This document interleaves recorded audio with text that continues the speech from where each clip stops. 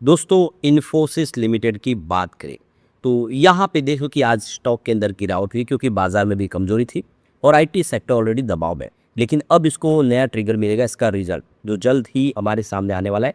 Date आ चुकी है और इसका नज़रिया भी हमारे सामने मिल चुका है कि क्या रिजल्ट रह सकता है, क्योंकि अलग अलग ब्रोकरेज हाउस ने उनका प्रीव्यू यहाँ पे पेश कर दिया है।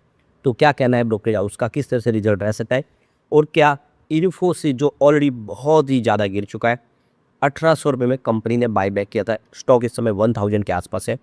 क्या संभावना बनेगी आगे, समझेंगे इस वीडियो के माध्यम से।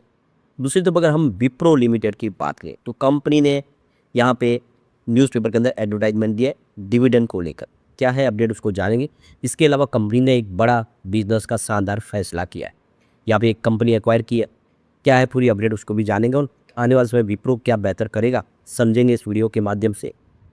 लेकिन फ्रेंड्स, उससे पहले अगर आप पहली बार हमारे चैनल पे आए तो चैनल को सब्सक्राइब कर दीजिए, एक बेल आइकॉन दबा दीजिए ताकि जब भी नया वीडियो बने पहला नोटिफिकेशन आपको मिले। वीडियो पसंद आए तो लाइक से जरूर कीजिए।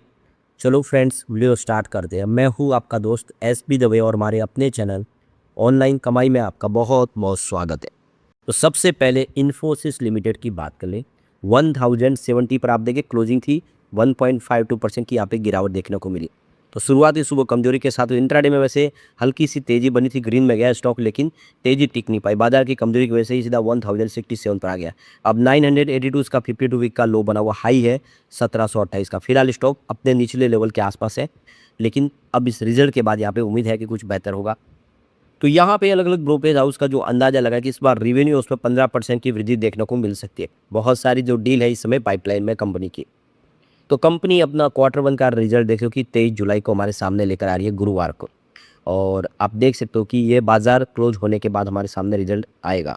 इसका जो भी असर होगा वो हमें फ्राइडे को देखने को मिलेगा। तो डबल डिजिट में रिवेन्यू ग्रोथ रहने की उम्मीद है, जो 12 से 15% की मार्जिन के साथ रहने की संभावना है। जो बैंड है 21.3 से लेके 23.3% के आसपास रहने की संभावना जून में दिखाई दे रही है। देख सकते हो कि उतना दमदार तो रिजल्ट रहेगा नहीं, लेकिन कह सकते हैं इस बार कुछ आंकड़े उत्साह देंगे।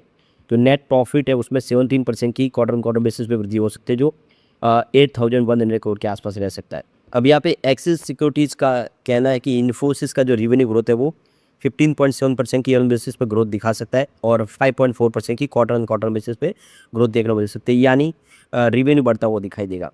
तो ये अच्छी बात है। आप देख सकते हो कि कंपनी का रिवेन्यू बढ़ेगा।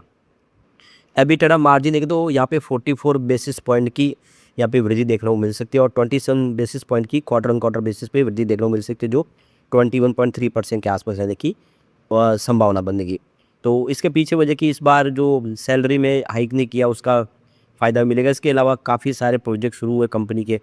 प्रॉफिट आफ्टर टैक्स की बात करें तो यहाँ पे क्वार्टर ऑन क्वार्टर बेसिस पे यहाँ पे देख सकते हो कि 17% की वृद्धि देखने को मिल सकती है और ईयर बेसिस पे यहाँ पे 4.0% की डाउन देखने को मिल सकती है, जो 8193 करोड़ के आसपास प्रॉफिट रह सकता है, ये अंदाज़ा लगा। अब यस सिक्योरिटीज़ लिमिटेड की बात करें तो कंपनी के हिसाब से देख, जो इस समय कंपनी का जो करेंसी सीसी टर्म है वो 3.4% ईयर ऑन बेसिस पे दिखा सकता है और 1.6% की क्वार्टर ऑन क्वार्टर बेसिस पे वृद्धि की संभावना बन सकती है। तो कंपनी ने आप देखिए यहाँ पे कुछ नए बिजनेस में अपनी रुचि बढ़ाई, कुछ नए बिजनेस में एंट्री की, कुछ नए प्रोजेक्ट किए। ये सिक्योरिटीज़ के हिसाब से देखें तो रिवेन्यू 47,550 करोड़ के आसपास रह सकता है, जिसमें ईयर ऑन बेसिस पे 12.5% की ग्रोथ देखने को मिल सकती है और क्वार्टर ऑन क्वार्टर बेसिस पे 2.5% की ग्रोथ देखने को मिल सकती है। ये सिक्योरिटीज़ के हिसाब से भी इस बार रिवेन्यू बढ़ता हुआ दिखाई देगा। अब यहाँ पे कंपनी का एबिटा जो है वो 11,100 करोड़ के आसपास रह सकता है, जिसमें 11.6% की ईयर ऑन बेसिस पे ग्रोथ देखने को मिलेगी, जबकि क्वार्टर ऑन क्वार्टर बेसिस पे 0.6% की डाउन साइड देखने को मिल सकती है। तो कुल मिला के देखिए जो प्रोजेक्ट यहाँ पे प्रॉफिट आफ्टर टैक्स की जो अंदाज़ा लगाया वो 7,330 करोड़ के आसपास है। तो इसमें 6% की बेसिस पर ग्रोथ देखने को मिल सकती है, लेकिन क्वार्टर ऑन क्वार्टर बेसिस पर 13.7% की डिक्लाइन देखने को मिल सकती है। तो यस सिक्योरिटीज़ के हिसाब से इस बार प्रॉफिट में कमी रह सकती है क्वार्टर ऑन क्वार्टर बेसिस पे। अब बात करें मोतीलाल ओसवाल की, तो यहाँ पे इन्फोसिस का जो रिवेन्यू ग्रोथ है उसमें 50 बेसिस पॉइंट की गाइडेंस के साथ वृद्धि देखने को मिलती है, यानी 1.5 से लेकर 3% की ईयर बेसिस पे सीसी में संभावना बनेगी।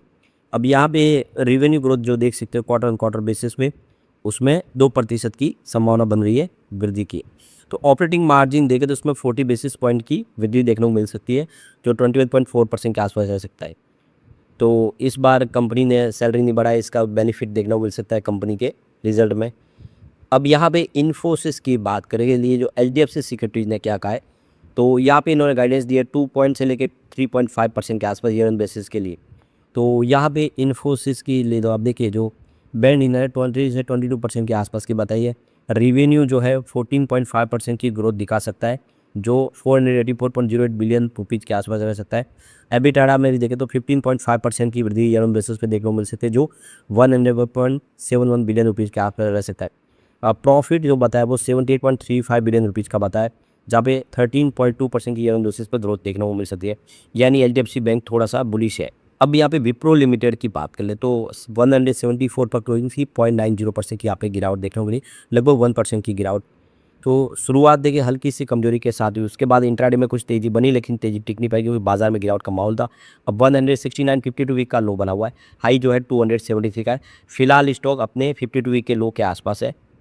अब यहाँ पे कंपनी ने अपने शेयर होल्डर के लिए जिनके टीडीएस लेना हो, जिसके डिविडेंड के माध्यम से, उनके लिए यहाँ पे नोटिस जारी कर दिया है।